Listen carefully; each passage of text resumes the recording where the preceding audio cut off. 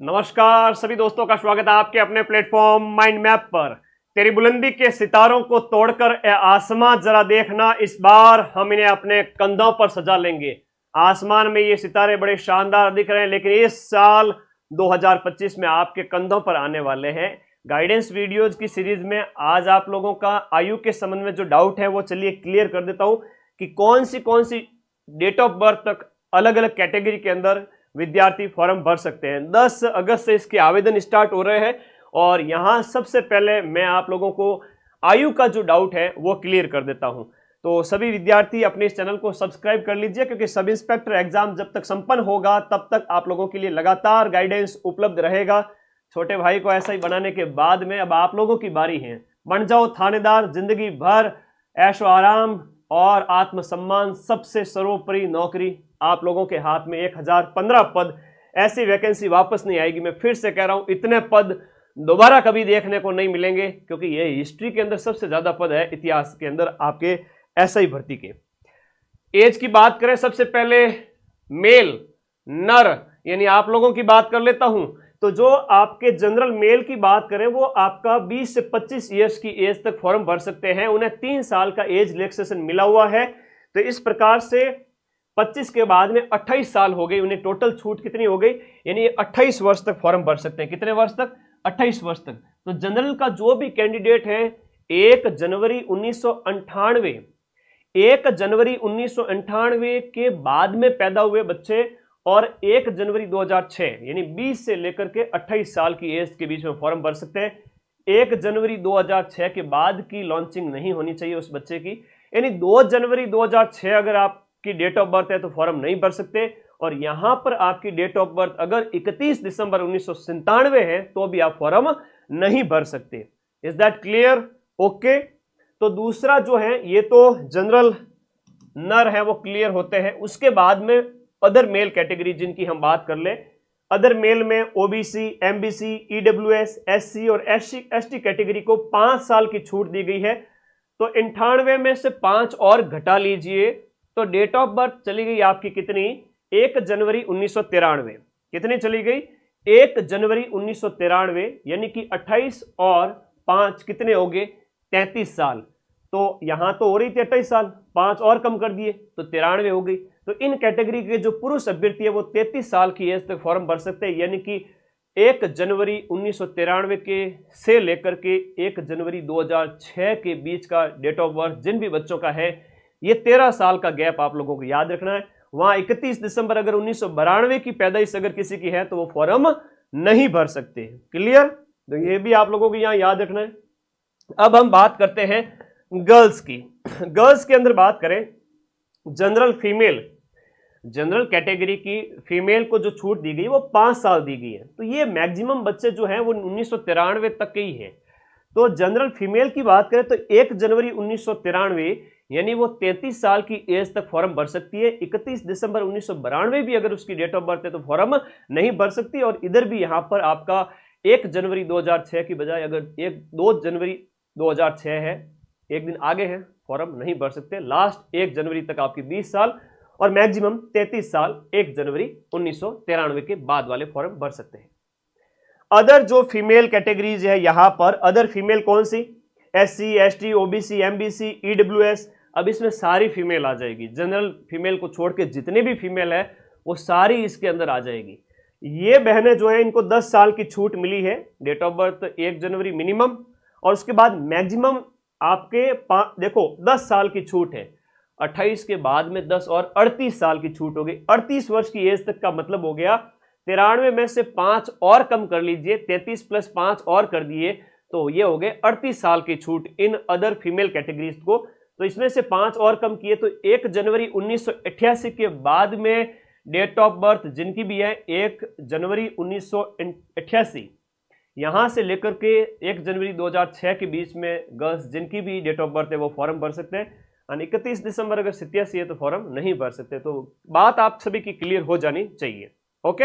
अब फिर भी बच्चा कह रहा है 20 अगस्त को 20 का हो जाऊंगा, फॉर्म भर सकता हूं क्या? क्यों नहीं भर सकते? 1 जनवरी से पहले पहले 20 साल होनी चाहिए। 1 जनवरी 2026 को अगर आपकी 20 साल एज हो रही है तो फॉर्म भर सकते हैं। उससे पहले पहले हो रही है तो 2 जनवरी 10 जनवरी 2006 को अगर आप 20 साल के हो रहे हैं तो फॉर्म नहीं भर सकते। अगली बात करें हम एक्स सर्विसमैन की, फौजी भाइयों की बात करें तो मिनिमम 20 और मैक्सिमम है वो आपका, और इनको 5 साल और 38 में ऐड कर लो भाई, जो पीछे जो आ रहे थे 88 में से 5 और कम कर लिए, यानी 43 साल की एज तक। इनको 40 प्लस 3 यहाँ तो था ही एज कैटेगरी के अंदर जो है आपका रिलैक्सेशन, 40 और 3 43 साल इनको यहाँ पर एज की छूट दी गई है। यानी 1 जनवरी 1983 के फौजी भाई 1 जनवरी 1983 और उसके बाद वाली एज वाले जितने भी डेट ऑफ बर्थ वाले फौजी भाई है वो फॉर्म भर सकेंगे। अब एक डाउट ये होता है कि आपका राज्य कर्मचारियों को कितनी छूट मिलती है सर? इनको 3 वर्ष या 5 वर्ष की छूट है।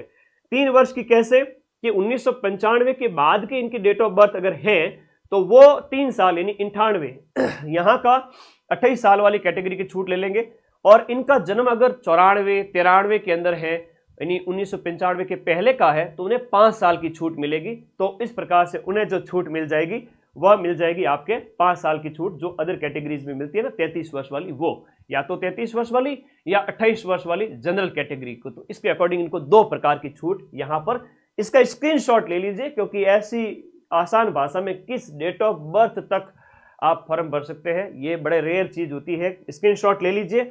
अब बात आती है कि सर फॉर्म कौन भर सकते हैं, तो सीधी सी बात है कि यहां पर दिए गए में सेकंड ईयर वाले जरूर फॉर्म भरें, आप एलिजिबल हैं।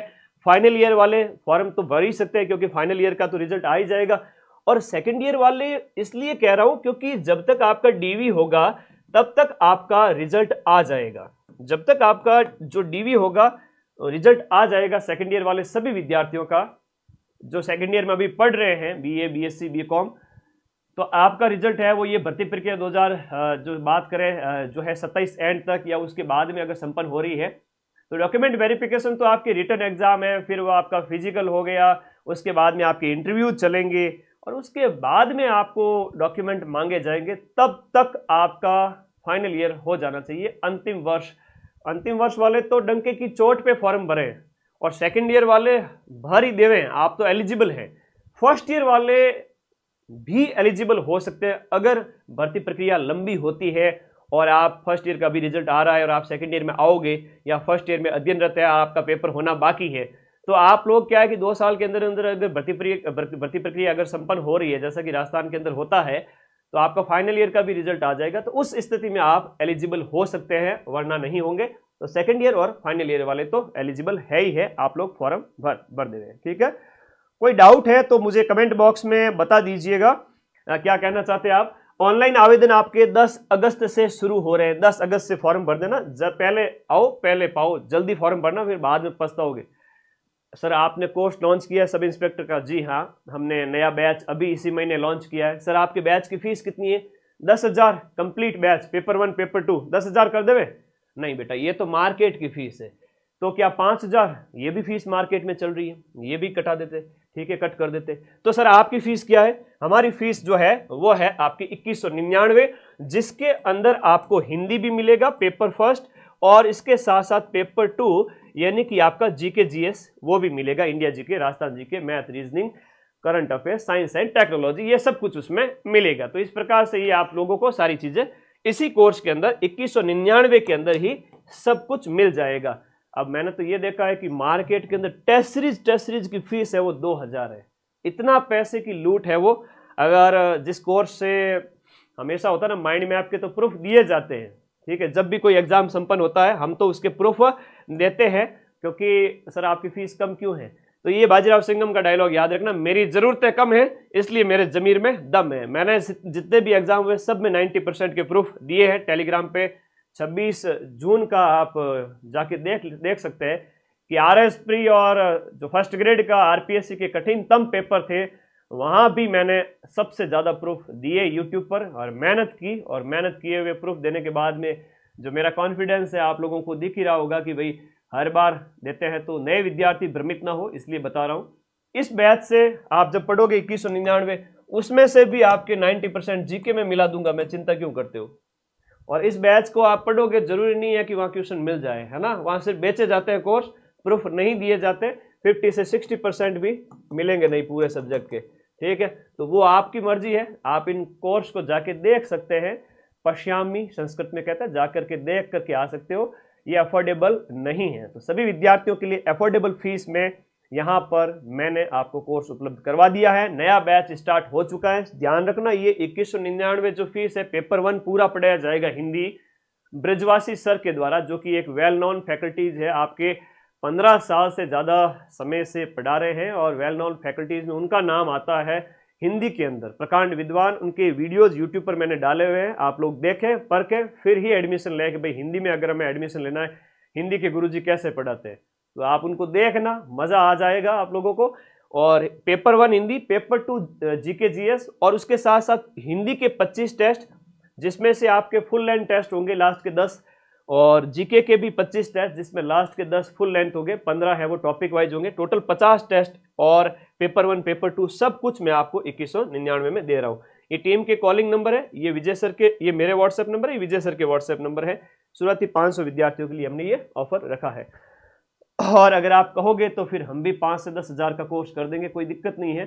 5 से 10 हज़ार कोर्स बच्चा हमारे ऊपर विश्वास करता है, लेगा। लेकिन सच बताऊं तुम लोगों को, हमारे खर्चे, किसी भी कोचिंग के खर्चे कम कीमत में निकल जाते हैं। उसके बावजूद अगर ज़्यादा फीस रखी जा रही है, वो सिर्फ और सिर्फ तिजोरी भरने के लिए फीस रखी जाती है। और ये शिक्षक हो, हम सभी साथी जो है शिक्षक है, कोई व्यापारी नहीं है। तो एक अफोर्डेबल फीस हमेशा विद्यार्थियों को रखनी चाहिए, ताकि सभी विद्यार्थी परचेज करके पढ़ सके। तो एज के संबंध में बता दिया, वीडियो कोर्स के बारे में बता दिया, और ये लीजिएगा इसका स्क्रीनशॉट। और फॉर्म 10 अगस्त से आपके स्टार्ट हो रहे हैं, पढ़ते रहे, मस्त रहे। और कोई डाउट है तो बताए। एक बच्चा कह रहा है कि मैं फ्रेशर हूं, तैयारी 6 महीने में कर सकता हूं क्या? हिंदी 1 महीने में तैयार करके आप 170-75 नंबर ला सकते हो, और जीके जीएस 3-4 महीने में भी पढ़ करके आप आराम से 125 प्लस नंबर ला सकते हो। इसका मतलब हुआ 300 नंबर लाने के लिए अगर कोई शिद्दत से 3-4 महीने भी पढ़ लेवे, है ना, लास्ट के 2-3 महीने भी पढ़ लेवे, कंटेंट लिमिटेड रखे, जैसे राजस्थान जीके के अंदर है, तो बहुत ज़्यादा किताबों के पीछे ना भागे। होता है ना कि भाई ऑथेंटिक किताबें पढ़ेंगे, हुकुमचंद जैन की किताब लाएंगे, वो किताब लाएंगे, तो वो लाते ही रह जाओगे। अगर लिमिटेड कंटेंट जो एग्जाम ओरिएंटेड है वो पढ़ डालिए। मुझे पता है टॉपर्स बनने के बाद लोग बड़ी बड़ी बातें करते हैं कि हमने तो वो किताबें पढ़ी, वो किताब पढ़ी। एक बार कंसेप्ट अगर आपका क्लियर हो रहा है, आप राजस्थान जीके रामबाण, जिसमें आपका राजस्थान की हिस्ट्री, कल्चर, ज्योग्राफी, राजस्थान की पॉलिटी सब कुछ दे रखा है, जिसके नोट्स भी हैं और उसके पिछले 10 सालों के आरपीएससी के क्वेश्चंस भी हैं, ये पढ़ के चले जाओ, आपके 90% तक राजस्थान जीके सही हो जाएगा। अब उसके बाद में अगर ये आपको हिंदी ग्रंथ अकादमी की 10-10 किताबें इकट्ठी करनी है, इंडिया जीके के लिए लक्ष्मीकांत, बर्णवाल, ज्योग्राफी के लिए, है ना, इंडिया पॉलिटी के लिए अलग, ज्योग्राफी के लिए अलग, तो ऐसा ही बनने के लिए तो 10-15 किताबें इकट्ठी कर ली। भाई हमने तो ऐसा कोई विशेष नहीं देखा, कभी कभी इतना कोई विशेष पढ़ना पड़ता है, ऐसा जरूरी नहीं है। एक बार अगर कोई विद्यार्थी कंसेप्ट क्लियर कर ले, राजस्थान जीके, इंडिया जीके और हिंदी का, सिर्फ 3 किताबें बताऊंगा, वो पढ़ के भी आप 300 के नजदीक चले जाओगे। और जखीरा इकट्ठा करने वाला, बहुत 10-10, 15-15 किताबों वाला, वो रिवीजन नहीं कर पाएगा, वो आपसे पीछे रहेगा नंबर में। ये आप लोग अपने नोट्स बनाते रहें साथ साथ में, और इस बात को विशेष दिमाग में रखें। धन्यवाद सभी विद्यार्थियों का। आज मैंने आपको एज के संबंध में डाउट क्लियर कर दिया। Thank you.